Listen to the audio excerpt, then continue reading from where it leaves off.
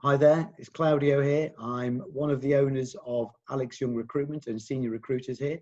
And welcome to the first, what will hopefully be many interviews that I'm hoping to conduct over the next few weeks, where I speak to various people from the FM and maintenance industry, hoping to hear their story and inspire other people within the industry. Today, I'm joined by Steve Sheckley. Welcome, Steve. Hello, Claudio. Thanks for coming along. So quick intro, Steve is a regional operations director. He has worked for companies that include ISS, SSS, Optimum Group Services. And I've invited Steve on today to discuss his story of the last few weeks during the pandemic, because just before the pandemic hit, Steve was finishing off on a fixed term contract and had a few irons in the fire, was about to choose which opportunity to go for next. Then COVID hit, and unfortunately all those opportunities, as many perm roles did, fall by the wayside or got put on hold. And so Steve was left with no opportunity, no work, and no option for furlough, so basically unemployed. So I'm keen to hear from you, Steve, to see how you've been basically coping with the last few weeks when all those jobs kind of fell by the wayside, really. Tell us about it. Sure, happy to.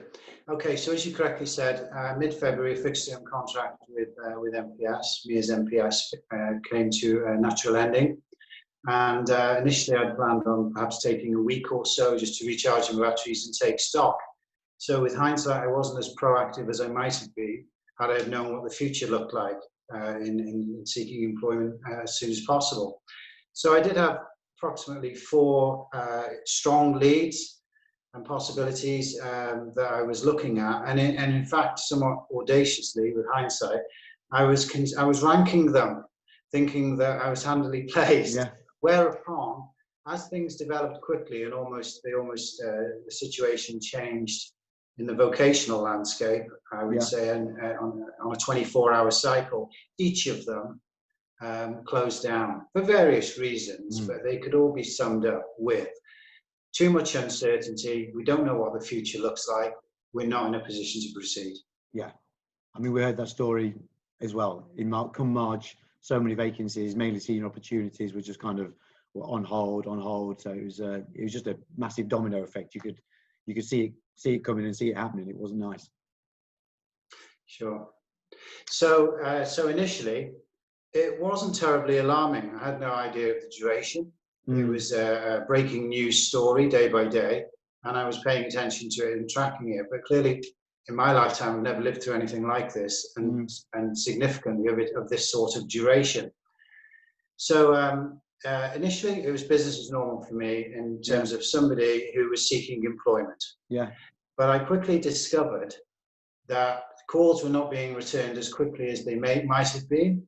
And then subsequent to that, as things developed over the next week or so, positions coming to the market were not as readily available. Effectively, the industry was shutting down, and opportunities were drying up, as you reasonably expect. Yeah. Now, from my personal point of view, I started to read, as we now go through these each week. We're into around about week 3, week 4, so that would be late March. And I started to read of people volunteering and doing such like. And I considered this. I'd still only been 2, 3, 4 weeks out of work, and I personally volunteered for the NHS responders. Yeah. And there's 4 disciplines you can respond for. A lot of people will know this who are watching this video. And I volunteered for all 4. I was happy just to do something, and I thought it'd be good for my mental well-being that I actually had something I was responsible for, other than just getting through my day at my own behest. Whereupon it came back, and they were oversubscribed in all 4 disciplines. That's amazing. Which I was a little surprised about, a little disappointed. Yeah. I then volunteered because I live very, very local to a walk-in hospital, and I took myself over there and had a chat with them. And they were incredibly grateful, crushingly grateful, took all my details, but pointed out that in point of fact, they also had lots of people available to help them out. Yeah. So yeah, it was an interesting time. There wasn't really too much to do. I was initially, and I think this is an important point, Claudio. Initially, I probably was spending at least half the day, so working day, so perhaps 4 or 5 hours, seeking job opportunities, and truthfully, getting a little dejected and Yeah. disheartened by the fact that there wasn't actually 4 or 5 hours worth of work there to do. I know. And I would come away quite dismayed and feeling pretty down and fairly uncertain about what the future looked like. I know. And then at that point, I mean, weeks in, it was just clear that the numbers were just going up. The fact that obviously the deaths was on the incline. It wasn't nice. And I think I thought originally that it was going to be a few weeks. We'll be back to work, back in the office. But then it was apparent that we were, heading for the same way that Italy was, which I thought, well, we'll never get to where Italy are. They all live in apartments there. It's a different kind of way of life. But yeah, I mean, watching them queue to get into supermarkets, I thought, well, we'll never get there. And then here we are, and we're still doing it now. But it was very easy, I think, for people, because I've spoken to quite a few people who were out of work as well and currently still out of work, that it's they're really feeling the pressure and the stress a little bit. Did you feel that at all during the last 15 weeks? I mean, have you kept yourself kind of in the right mental state, shall we say? It's a very good question, and I absolutely did, and I'm comfortable acknowledging it. I know that it's affecting many people, some of which I've spoken to. So for my part, I was quite a frequent gym goer, and I've also always sought vocationally positions that with authority comes responsibility, but also necessarily a degree of stress. And I found that had gone. And my outlet, which counteracts workplace stress, the gym, had also gone. So I had a bit of a dilemma. And if you like, to sort of sum up very, very easily and simply, I felt a little off. I couldn't put my finger on it. It wasn't physical, but I wasn't functioning as I usually did entirely. Nothing dramatic. It just, just didn't feel right. And I was aware of this. And I needed an outlet. So in lieu of the gym, the volunteering, there wasn't sufficient opportunity for me to do what I'd looked into.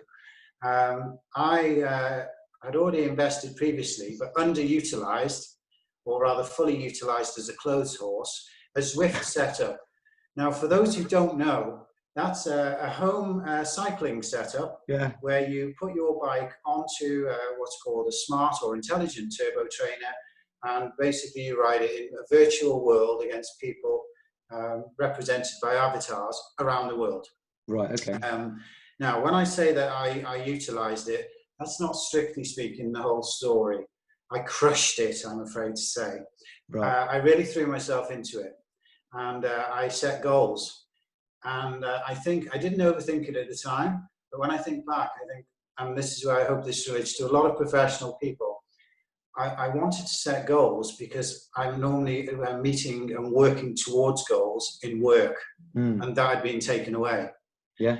So my goals were around my outputs, what I could do, how I could improve my own performance, and as a consequence of that, and a great upside, I actually was going to improve my personal health. Personally, I think that physical well-being relates really closely to mental well-being. I'm absolutely not medically trained, but I've read a lot about it, and I totally believe that it does.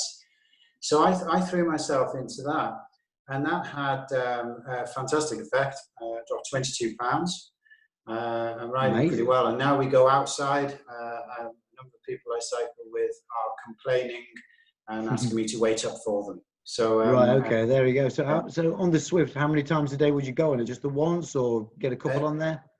Just the once. The longest was the short, never less than 1 hour duration. The longest, and I hope people smile and laugh at this, even though there's an important message around it, was 4 3/4 hours without getting off. I know. Wow. I know. That's got to be quite painful, right? I mean, I'm looking to get into cycling, I think I mentioned before, but that sounds quite painful. Well, if you're concentrating on that, what you're not doing, and again, on a more serious note, is what you're not doing is despairing of no new positions coming onto the market. Mm. You're not despairing of someone who hasn't responded to an application which you may have submitted a week or so ago. A simple distraction technique, for sure. Yeah. But I think that mentally you need a little break from it. Now, and I would read things about people who on LinkedIn and other such forums who have thrown themselves into learning Serbo-Croat or Spanish or French or German or whatever, learning a language and bettering themselves. And I absolutely tip my hat to them. Absolutely, the utmost respect and well done to them. But I'm conscious that not everyone has the wherewithal, has the motivation, and just to get up and go to do that. And it briefly crossed my mind, but I dismissed it, fortunately, it didn't trouble me. But it briefly crossed my mind is, oughtn't I to be doing something professionally of that nature, perhaps? And should I be doing distance learning and so forth? And should I be doing this? And I looked into some of those, but what I did in lieu of that, because ultimately I didn't get into that, and it was due to uncertainty around the duration. And I was still very hopeful of getting back into work fairly quickly. I didn't know how long it would last. So I didn't want to make a commitment to a long-term course, because I tend to work quite hard, such as the nature of the roles that I've been in. So I thought, well, vocationally, what I'll do is I'll try to pick up on a little bit more professional social networking. And of course, true enough, here we are. Absolutely. Here's an example. So I think that what I would want, and if you like, my message from my personal journey, if it helps anybody whatsoever or just resonates with them, is that it's okay to feel actually there's nothing going on, to feel nervousness and uncertainty around the future. The fact is there are things going on, but it's true that they're not of the magnitude that they have been previously. But this will pass. This absolutely will pass. And for my part, I'll come out having invested in my health. I think as a consequence, invested in my mental health by association. And I haven't beaten myself up because I haven't gone away and learned another language or done something that's really, really super impressive. In fact, what I've actually done is taken some time out, taken stock of a few things. I've carried out some jobs at home. I've worked on my health. And there is one other point that I've done, and I took it on as it's become a sort of project, and not work related, but effectively I treated it as a work project. And I have a friend who's a professional marketing director. Fortunately, they're still employed throughout and weren't, in point of fact, even furloughed. But she's been struggling to cope with the isolation of working at home. Many people have. And I think that this is people beyond people in my situation who found themselves out of work circumstantially, but in fact are dealing with isolation, particularly, but not exclusively, those who live alone, which indeed she does. And so over video calls and audio calls, to sum up very quickly, we've gone from someone who was just interested in cycling as a hobby to actually purchasing a bike, getting it all fitted up correctly with certain diagrams and advice and talk. There's quite comedy moment, lots of comedy moments on the video calls and what have you. With no face-to-face, certainly not until very recently.